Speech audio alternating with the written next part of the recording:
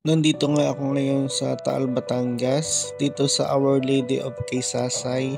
Siguro mas familiar sa inyo ang Taal Church, pero itong Our Lady of Quezasay ay pinaniniwalaang naghihimala ng mga debotong Katoliko. Sa loob ng simbahan ay may isang balon na may tubig at yun ang pinaniniwalaan nakakagaling dahil doon nakita ang mahal na Birhen. At ito yung mga rosaryo ng mga gumaling na pasyente. Naglalagay sila ng rosaryo dyan bilang pasasalamat sa mahal na Birhen sa kanilang paggaling. Dito nga sa gilid lang nabibili yung mga rosaryo at iba't ibang mga imahe, replika or pwedeng mga souvenir. Dahil nga under renovation ngayon yung mismong simbahan, kaya dito muna sa gilid yung temporary na simbahan at dyan nagsasagawa ng misa. Dahil nga nandito na rin sa Taal, kaya dumiretso na kami sa palengke. At dito nga makikita yung Mitas Empanada. Ito nga yung empanada nila na kilalang kilala dito sa Taal, Batangas. Diyan lang yung pwesto nila bago pumasok ng palengke. Pagpasok mo naman sa loob ng palengke, maraming mga kainan kagaya nito. Nagtitinda rin sila ng empanada at masarap dito yung pansit na may halong dinuguan.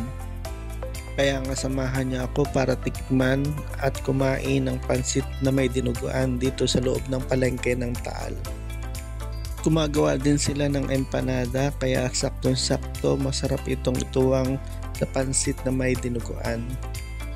Ganyan lang yung gagawin mo, ilalagay mo sa pansit yung dinuguan at imemekos-mekos para mas masarap. Ito nga yung empanada nila na unti-unti kong kinakagat dahil mainit pa.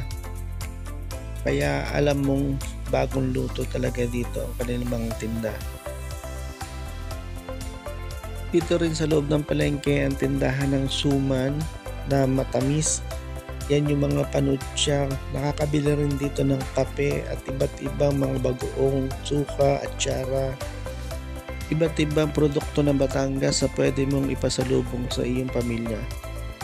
Huwag mong kakalimutan bumili ng bagoong balaya na masarap na sausawan. Dito ka rin makakabili ng longganisang Taal at tapang Taal na napakasarap at paborito nating almusal tuwing umaga. Sila mismo ang gumagawa dyan at dyan mismo ginagawa sa palengke kaya siguradong legit ang lahat ng mga tinitinda nila. Kay Mar and Lori nga pala kami bumibili ng tapa at langganisa. Yun lang, thank you for watching.